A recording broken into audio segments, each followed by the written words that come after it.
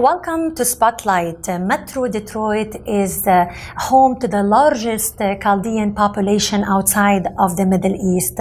I'm here with Martin Manna, president and founder of the Chaldean Foundation, located in Sterling Heights. Welcome to Spotlight. It's great to have you on my show. How are you today? I'm good. Thank you for having me. You're welcome. Well, tell me, you are the force and drive behind this nonprofit organization. Tell me, what inspired you and what made you decide to establish this great organization? Well, the Chaldean Community Foundation was born through the Chaldean American Chamber of Commerce. So thankfully we have a lot of community support. There was 15 members of the community that launched the Chaldean Chamber. We eventually launched the Chaldean Community Foundation because of the growing need of refugees that were coming into this area. And as you know, since 2007, some 35,000 Chaldean Iraqi refugees have made their way to Southeast Michigan. So how did it grow from like maybe a small office somewhere else and now you're here in Sterling Heights? Well, when we originally started here, it was in 2011, and we had written a small grant. We were in another smaller facility, about 1,000 square feet. Okay. And we had hoped to serve about 400 people that year, and 4,000 people came through our door.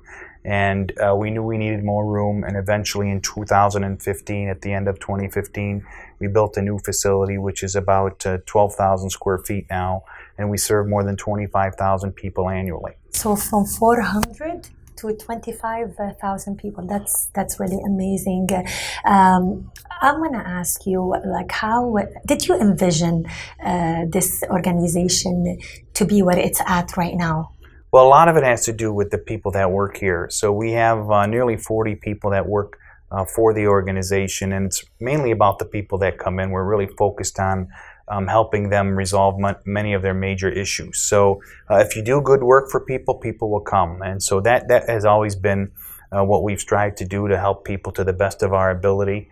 And because of that, we're adding almost 18,000 square feet to this facility and working on some long-term housing needs too for the community. So that means it's more services and more people to help. That's amazing. So do you help any individual that come through your doors, or is it exclusively for Chaldeans or Iraqis? Sure, it's a great question. Although the name Chaldean Community Foundation is on our doors, we help anybody that comes through here. So more than 15% of the people that come through here are not Chaldean.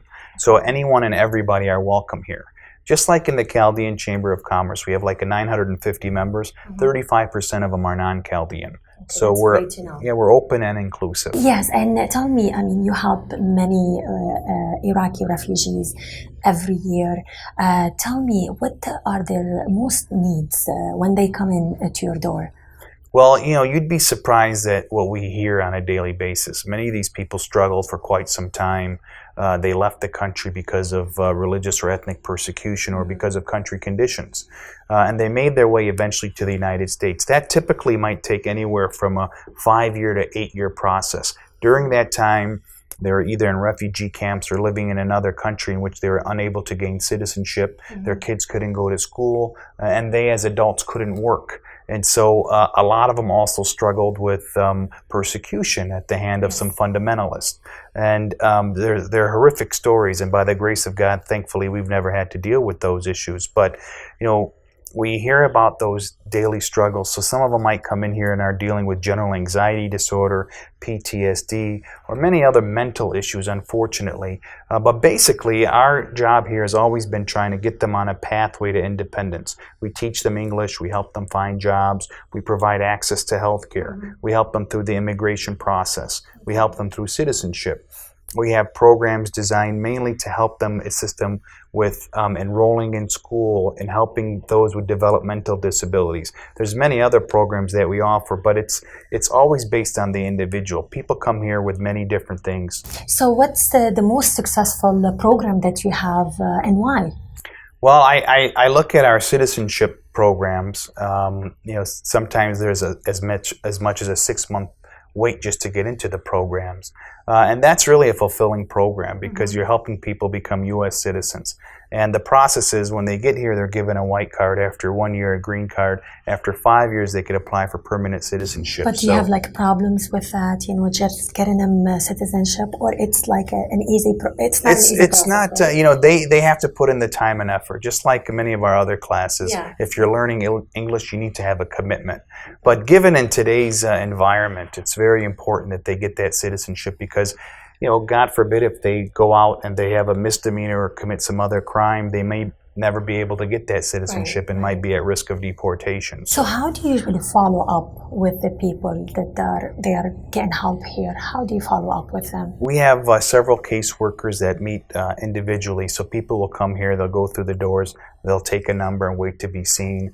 Our caseworkers are trained to make sure that they understand what it is that you're in need of, and then they'll ask a lot of other questions, and so we make sure that they are then have realized the complete level of services that we offer, and then the caseworker will do the general follow-up. That's great. So where does your most funding come from? So we have many different sources of funding. So currently, like this building that we're in, and the expansion, and even the housing project, we're in the midst of an $8 million capital campaign.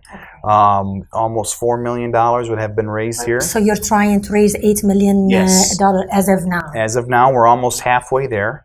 And almost all of it has come directly from the Chaldean community, so individual donors. So is it like private donation? Private from the community. We also run programs here like the Chaldean Loan Fund. So once you get a job, that we help you get a job, we'll give you up to $10,000 to buy a car to get to and from work. All of it from private donations? All through private donations. So basically, what do private donations do or help to do other sources can't offer or can't? Well, like we have a lot of funding from the state, some corporate foundations. That's really towards programming, but they won't pay for a building. But we can't really provide those services unless we had a facility. And so that's why private funding is important. And then when we give loans, that's also private funding. And then access to healthcare. Project Bismutha is an example of that. We're going to talk about that with your assistant later on, but that's great, yes. So what would be the greatest difference in making your organization get better at what it does, basically? Well, we've always thought that there'd be a slowdown in the number of people coming through here. So, you and I talked about, we thought 400 initially, it was 4,000. Then it went to 8,000, 16,000. We're on track to probably serve more than 30,000 people in this year.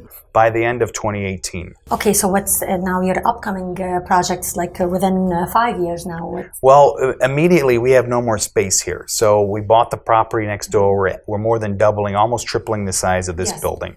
The other thing is, many in our community need long-term housing. They come here, they have temporary housing, and so we're working on 190 unit development of new housing.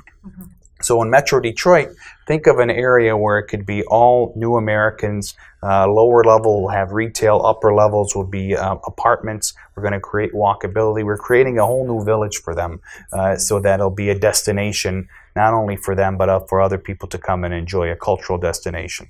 So how would people reach out to you? Is it through events or word of mouth? How does that work? So we are online at chaldeanfoundation.org. Our office here is located on 15 Mile, just west of Ryan Road, that people can always come to.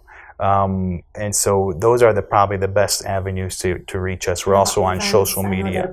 We have a lot of events, through mainly the Chaldean Chamber of Commerce. Like we have an annual awards dinner. About 900 people come each year. 900. And then we have other events that we do from the community to raise money for this organization throughout the year, which are also all online. Great, that's great. Well, Martin, Manna, how do you feel today knowing that through your organization you have empowered and improved the quality of life of so many people? It's a great question. I think we're truly blessed to be in a position where we can help other people.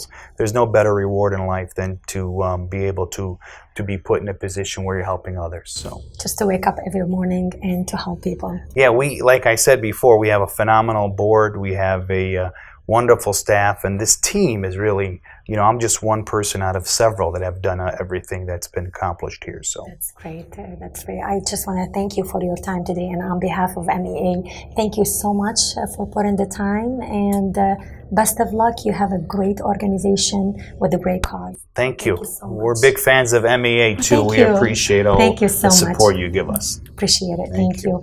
We started the Breaking Barriers program and first started in 2012 identifying the special needs in our community, anywhere from physical needs to mental needs, and sometimes both physical and mental needs.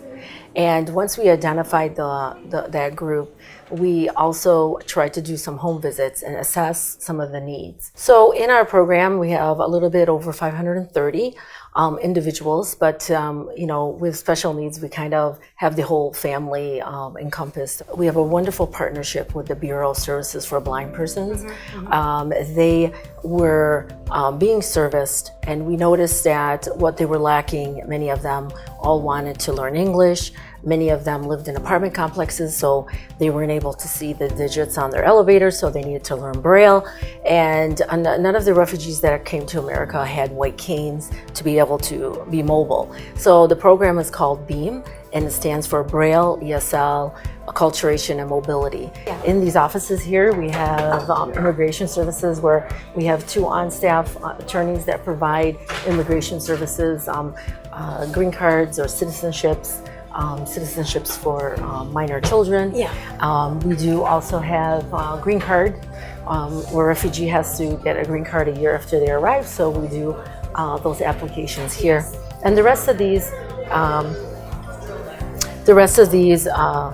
pods, I guess you can call them, or offices, are the case managers and the different cases that we work on.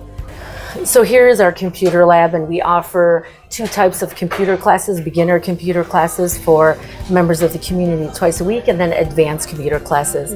6 of these computers are equipped with a system called Talking Typer for our blind students. So whatever you type in that you could see, they can actually hear. And so we are in the classes, so once a week they come in here. Once a week. And so 6 of the computers are used by the blind students, and the rest of them are twice a week, 2 hours a day classes. Yeah. Our ESL is actually held in our big auditorium. As Martin mentioned, we partner with Macomb Community College, and they come out and teach twice a week, advanced classes, and twice a week beginner classes.